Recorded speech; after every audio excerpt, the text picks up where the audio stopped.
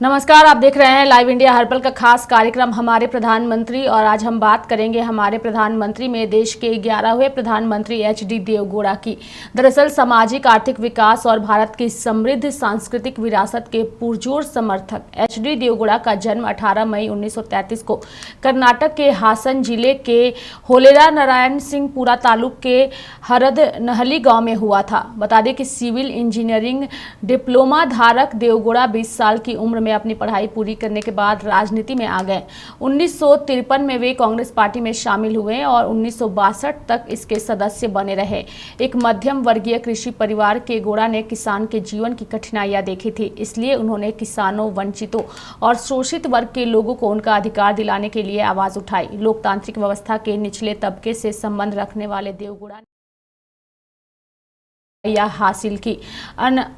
अंजनेया सहकारी सोसाइटी के अध्यक्ष और होले नारा सिंहपुरा के तालुक तहसील विकास बोर्ड के सदस्य के रूप में उन्होंने लोगों के मन में अपने लिए एक अलग स्थान बनाया। उन्होंने हमेशा एक ऐसे समाज का सपना देखा जहां असमानताओं के लिए कोई जगह ना हो। 28 साल की उम्र में गौड़ा निर्दलीय के रूप में चुनाव लड़े और 1962 में वे कर्नाटक विधानसभा के सदस्य बन गए। विधानसभा में वक्ता के रूप में भी उन्होंने सभी को प्रभावित भी किया। आपको बता दें कि होले नारा सिंहपुरा निर्वाचन क्षेत्र से वे लगातार चौथी, पांचवी और छठी विधानसभा के लिए चुने गए। मार्च 1972 से मार्च 1976 तक और नवंबर 1976 से दिसंबर 1977 तक वह विधानसभा में विपक्ष के नेता के रूप में उन्होंने ख्याति प्राप्त की। देवगौड़ा ने 22 नवंबर 1982 को छठी विधानसभा की सदस्यता छोड़ दी। 7वीं और 8वीं विधानसभा के सदस्य रहने के दौरान उन्होंने लोक निर्माण और सिंचाई मंत्री के रूप में कार्य किया। सिंचाई मंत्री के रूप में उन्होंने कई सिंचाई परियोजनाएं जो हैं वो शुरू की। आपको बता दें कि 1987 में उन्होंने सिंचाई के लिए अपर्याप्त धन आवंटन का विरोध करते हुए मंत्रिमंडल से इस्तीफा दे दिया। स्वतंत्रता और समानता के समर्थक गौड़ा को 1975 से 76 में केंद्र सरकार की नाराजगी का सामना करना पड़ा और उन्हें आपातकाल के दौरान गिरफ्तार भी किया गया था। बता दें कि देवगौड़ा ने इस समय का उपयोग अपने अध्ययन कार्य के लिए किया ताकि अपने ज्ञान का विस्तार किया जा सके। उनके अध्ययन और इस अवधि के दौरान जेल में बंद भारतीय राजनीति के अन्य दिग्गजों से हुई उनकी बातचीत से उनके व्यक्तित्व और दृष्टिकोण में परिवर्तन आया। बता दें कि जेल से बाहर आने के बाद वे परिपक्व और दृढ़ संकल्प वाले व्यक्ति के रूप में सामने आए। 1991 में वे हसन लोकसभा निर्वाचन क्षेत्र से सांसद के रूप में चुने गए। गौड़ा ने राज्य की समस्याओं, विशेष रूप से किसानों की समस्याओं के निवारण में महत्वपूर्ण भूमिका निभाई। उन्होंने किसानों की दुर्दशा के बारे में संसद में स्पष्ट रूप से अपने विचार व्यक्त किए, जिसके लिए सभी ने उनकी प्रशंसा की। संसद और इसके संस्थानों की प्रतिष्ठा और गरिमा बनाए रखने के लिए भी सभी ने उनकी खूब प्रशंसा की। देवगौड़ा राज्य स्तर पर 2 बार जनता पार्टी के अध्यक्ष बने। वहीं 1994 में वे जनता दल के अध्यक्ष बने। 1994 में राज्य में जनता दल की जीत के सूत्रधार वही थे। वे जनता दल के नेता चुने गए और दिसंबर 1994 को वो कर्नाटक के 14वें मुख्यमंत्री बने। इसके बाद उन्होंने रामनगर विधानसभा क्षेत्र से चुनाव लड़ा और भारी बहुमत से जीत हासिल की। राजनीति में उनके अनुभव और निचले तबके के लोगों तक उनकी अच्छी पहुंच ने राज्य की समस्याओं से निपटने में उनकी मदद की। उनकी राजनीतिक विचक्षणता की झलक सभी ने फिर से तब देखी जब उन्होंने हुबली के ईदगाह मैदान का मुद्दा उठाया। यह अल्पसंख्यक समुदाय का मैदान था जो हमेशा से ही राजनीतिक विवाद का मुद्दा रहा था। देवगौड़ा ने सफलतापूर्वक इस मुद्दे का शांतिपूर्ण समाधान निकाला। जनवरी 1995 में देवगौड़ा स्विट्जरलैंड के दौरे पर गए, जहां उन्होंने अंतर्राष्ट्रीय अर्थशास्त्रियों के फोरम में भाग लिया। यूरोपियन और मध्य पूर्व देशों में उनके दौरे उनके एक समर्पित राजनेता होने का प्रमाण देता है। गौड़ा अपने सिंगापुर दौरे के दौरान राज्य के लिए आवश्यक विदेश निवेश लाए, जो उनके व्यावसायिक कौशल को दिखाता है। 1970 के बाद से सभी ने राजनीति और इसकी प्रक्रियाओं में उनके अत्यधिक व्यवस्था पर कटाक्ष किया। गौड़ा के अनुसार उनकी राजनीति लोगों के लिए और उनके घिरे रहकर उनके लिए कार्य करके ही उन्हें खुशी मिलती है। बता दें कि 1989 में कर्नाटक में हुए विधानसभा चुनाव में जनता दल को 222 में से केवल 2 सीटें मिली, जो पार्टी के लिए एक करारी हार थी। गौड़ा के लिए भी यह उनके करियर की पहली असफलता थी, जहां उन्हें दोनों निर्वाचन क्षेत्रों में हार का सामना करना पड़ा। अंत यह कहा जा सकता है कि राजनीतिक क्षेत्र की अस्थिरता से अनजान नहीं है। इस हार ने उनके खोए हुए सम्मान और सत्ता पाने की उनकी इच्छा तथा अपने राजनीतिक शैली को फिर से जांचने के लिए प्रेरित किया। उन्होंने दिल्ली और कर्नाटक में अपने प्रतिद्वंदियों से अपने कड़वे रिश्ते को अलग रखते हुए उनके साथ मैत्री संबंध स्थापित किया।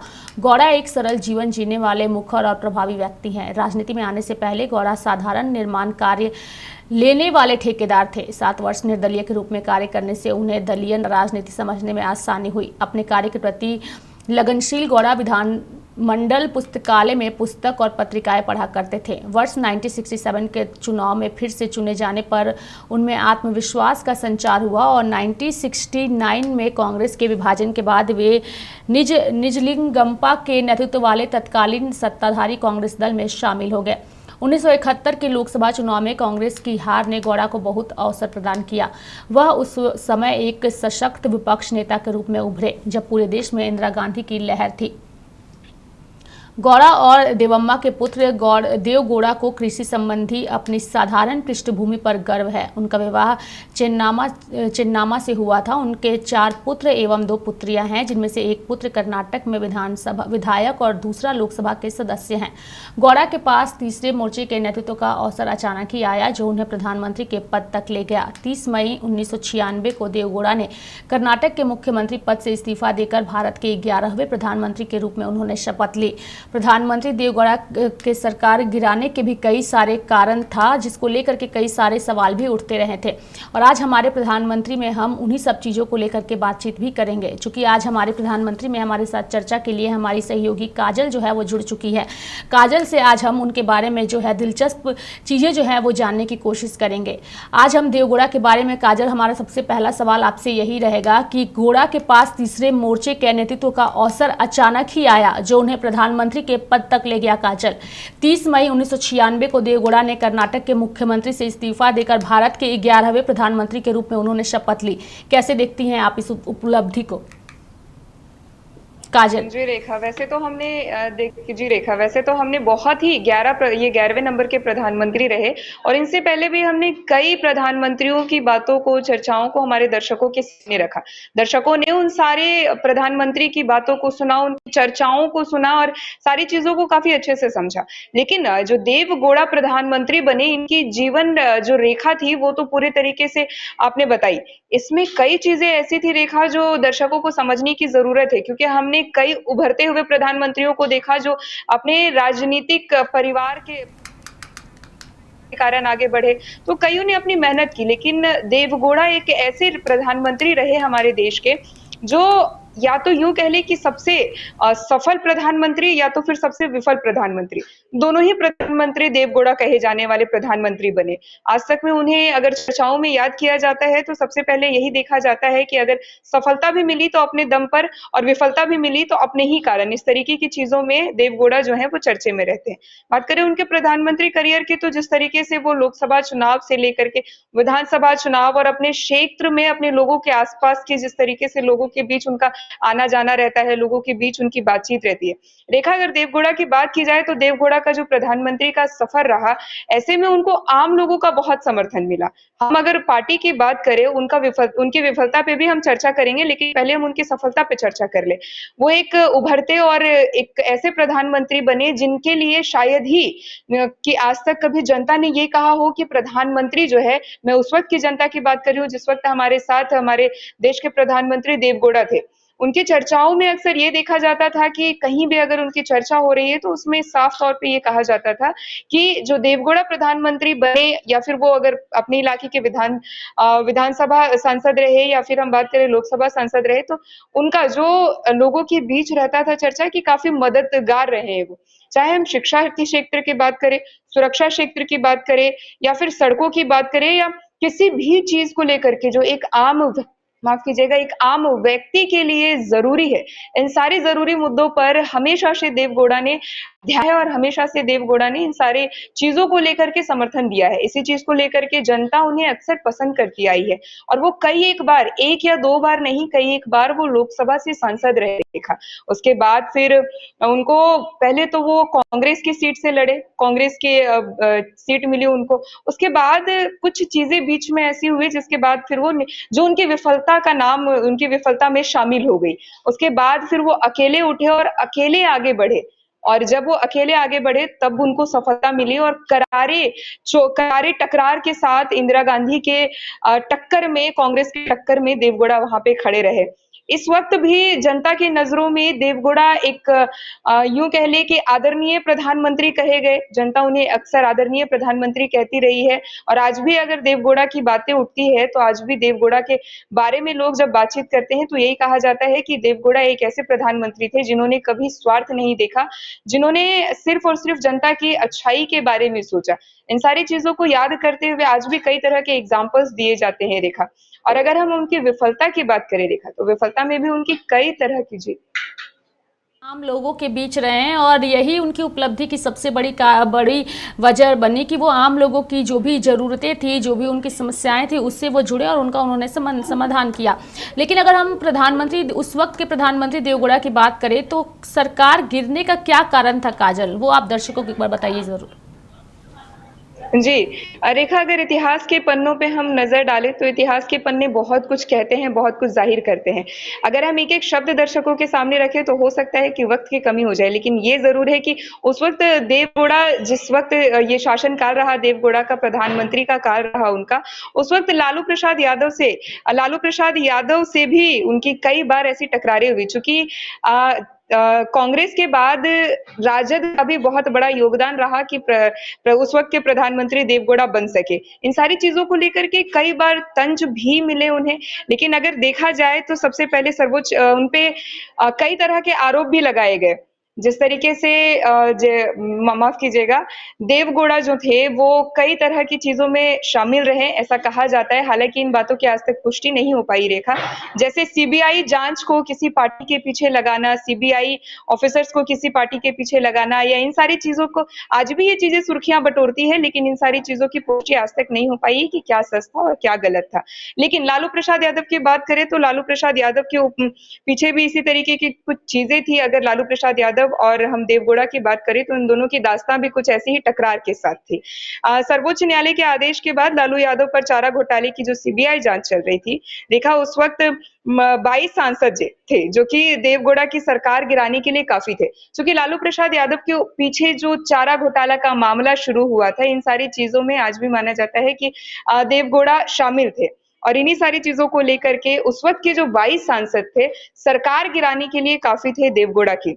और उसी के बाद रेखा, पत्रकार जो एक उस वक्त के पत्रकार माने जाते पत्रकार थे, संकर्षण ठाकुर, अपनी किताब बंधु बिहारी में उन्होंने ये लिखा था कि 1997 में पहले राउंड के पूछताछ के बाद लालू यादव ने प्रधानमंत्री को फोन लगाया था और फोन लगाकर लालू यादव ने प्रधानमंत्री को फटकार लगाई थी कि इस तरीके से आप काम कर रहे हैं, ये बिल्कुल सही नहीं है। इसी तरीके के शब्दों के साथ उन्होंने कहा था कि यह सब अच्छा नहीं हो रहा है, जो आप करवा रहे हैं उसका अंजाम बुरा होगा, और उसी के साथ कॉन्स्पिरेंसी करना है तो बीजेपी के खिलाफ करो। ये इन शब्दों का इस्तेमाल लालू प्रसाद यादव ने देवगौड़ा को फोन लगा करके किया था कि अगर आप ऐसी कॉन्स्पिरेंसी का इस्तेमाल कर रहे हैं तो आप बीजेपी के खिलाफ करिए, हमने आपको प्रधानमंत्री बनाया है, हमारे बदौलत आप प्रधानमंत्री बने हैं, आप इस तरीके की चीजें हमारे साथ नहीं कर सकते हैं। ऐसी चीजों के साथ उन्होंने फोन रखा और साथ ही उन्होंने कहा कि ये देवगौड़ा ने साफ साफ अपनी लाचारगी जाहिर की, क्योंकि उस वक्त 22 सांसद देवगौड़ा के खिलाफ थे, राजद का बोलबाला था और 22 सांसद देवगौड़ा के खिलाफ थे। देखा, भले एक समय पे देवगौड़ा ने निर्दलीय आगे बढ़कर कांग्रेस को करारी टक्कर दी थी, लेकिन वहीं राजद के सामने वो झुक गए और उस वक्त की जो स्थितियां थी पार्टियों की, वैसे में 22 सांसदों के बीच 22 सांसदों के खिलाफ उनका लड़ पाना थोड़ा मुश्किल हो गया था और वो अपनी लाचारगी जाहिर कर दिए। और इसी के दौरान जो है देवगौड़ा ने सीबीआई निदेशक जोगिंदर सिंह की नियुक्ति की थी। जैसा कि मैंने आप पहले बताया कि सीबीआई की जो जांच बैठाई गई और ये लालू प्रसाद यादव और कई पार्टियों के खिलाफ इस जोगिंदर सिंह की जो नियुक्ति की गई थी सीबीआई में, और कई चीजों की जांच की गई। वहीं लालू ने प्रधानमंत्री निवास पर भी देवगौड़ा के सामने आते ही कई तरह के कमेंट किए थे इससे, और उनका सबसे बड़ा बयान जो था रेखा, वो ये था कि इस दिन को देखने के लिए आपको प्रधानमंत्री बनाए थे। ये लालू प्रसाद यादव के बयान थे, उस वक्त की बात है जब वो प्रधानमंत्री थे और उस वक्त लालू प्रसाद यादव ने उन्हें इस तरीके से कमेंट किया था कि इस दिन के लिए आपको हम प्रधानमंत्री बनाए थे, बहुत गलती किया कि तुमको पीएम बनाया, इस तरीके के शब्दों के साथ। और ठाकुर ने लिखा है अपनी किताब में कि देवगौड़ा ने इसी अंदाज में जवाब दिया था, भारत सरकार और सीबीआई कोई जनता दल थोड़ी है, गौर कीजिएगा रेखा कि यहाँ पे जब लालू प्रसाद यादव लगातार तंज कसते रहे, चाहे वो सीबीआई जांच के दौरान फोन पे बात करने की बात हो, भले फोन पे जब लालू यादव ने देवगौड़ा को फोन किया और तरह तरह की बातें कही, तब देवगौड़ा ने अपनी लाचारगी जो है वहां पे जाहिर कर दी। लेकिन जब आमने सामने लालू प्रसाद यादव ने देवगौड़ा को कहा कि इस दिन के लिए तुमको सरकार बनाए थे, इस शब्द के बाद देवगौड़ा ने वहां पे काफी ज्यादा अपने पद का जो महत्व है वो दिखाते हुए उन्होंने जवाब दिया कि भारत सरकार और सीबीआई कोई जनता दल नहीं है कि जब चाहा जिसे चाहा भैंस की तरह हाँक दिया। आप पार्टी को भैंस की तरह चलाते हैं और मैं भारत सरकार चलाता हूँ, इस तरह की बातों के साथ देवगौड़ा ने लालू प्रसाद यादव को जवाब दिया। गौर करने वाली बात यह है रेखा कि जैसे जैसे प्रधानमंत्री देवगौड़ा उस वक्त आगे बढ़े, कांग्रेस की खटास के बाद उन्होंने जब अपना नाम बनना शुरू हो गया, अपना अस्तित्व उनका बन गया, तो वो उन्होंने निर्दलीय लड़ना चाहा। वे निर्दलीय लड़े भी और निर्दलीय लड़ करके उनका जो मुद्दा था शिक्षा, रोजगार, सुरक्षा, महिला सुरक्षा, कई तरह के मुद्दों के साथ आगे बढ़े और इन सारे मुद्दों के साथ जनता उनके साथ रही।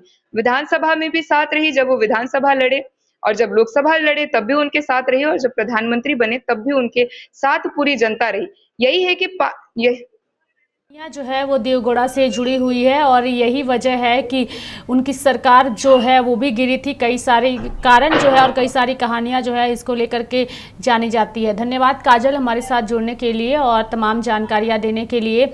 यहाँ मैं दर्शकों को एक बात और बताना चाहूँगी, चूँकि देश के पूर्व राष्ट्रपति प्रणब मुखर्जी ने अपनी पुस्तक कोएलिशन ईयर्स में लिखा है कि देवगौड़ा सरकार गिरने का कारण यही था कि सीबीआई बोफोर्स मामले को लेकर भी काफ़ी उछल रही थी। कांग्रेस लगातार इसे लेकर परेशान थी। उस समय माहौल और खराब हो गया जब 22 जनवरी 1997 को सीबीआई निदेशक जोगिंदर सिंह ने स्विट्जरलैंड से लौटकर अपने साथ लाए एक बॉक्स को दिखाते हुए कहा था कि इसमें बोफोर्स से रिलेटेड बहुत से डॉक्यूमेंट है। प्रणब मुखर्जी ने लिखा है कि स्पष्ट था कि इसके पीछे देवगौड़ा का ही दिमाग काम कर रहा था।